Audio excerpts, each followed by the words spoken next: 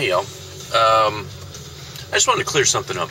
I don't have any kind of problem with people voicing their opinions, you know, specifically what we have going on right now as of this date, the Occupy Wall Street crowd. Even if the message is some sort of a workers' union, communist, whatever, man, voice your opinion. That's what the First Amendment and some of our fundamental rights are all about. I got no problem with that.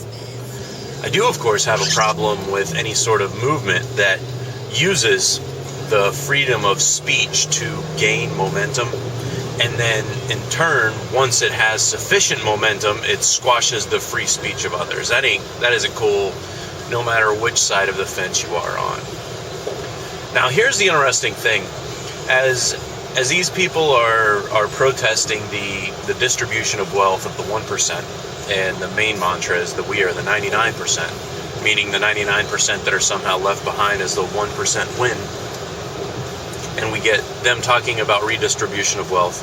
We have our nation's chief executive talking about people paying their fair share and redistributing some of their wealth.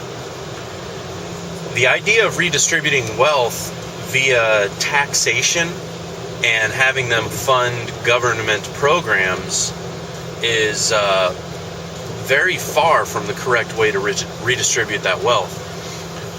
In my understanding, now I am merely a novice when it comes to economics, but in my understanding, if you want to have a healthy economy, it needs to be propelled by demand, not propelled by the consensus or propelled by the motives of a few key people in power. If you want to redistribute the wealth, then you need to not pander to the people who have the wealth, but you need to address the needs of the people who have the wealth. For example, if a really wealthy person wants a boat, well, start a business where you make a boat. In the case of Warren Buffett, make a company that makes bow ties and ice cream or whatever the heck it is the guy likes. And so on and so forth. And then as that will of the wealth gets distributed to you, then you distribute it to the things that you like, and so on and so forth. And now we have the invisible hand that Adam Smith spoke of so long ago working correctly. So you want to talk to me about redistribution of wealth? The next thing out of your mouth better not be taxes. Because there are functions that, yes, a government enterprise and things such as bridge building, highways, national defense, yeah, 100%. I got no problem at all with that. But I'm beginning to be concerned that there's certain people that are in charge that are using the position that so many people are in as far as their poverty.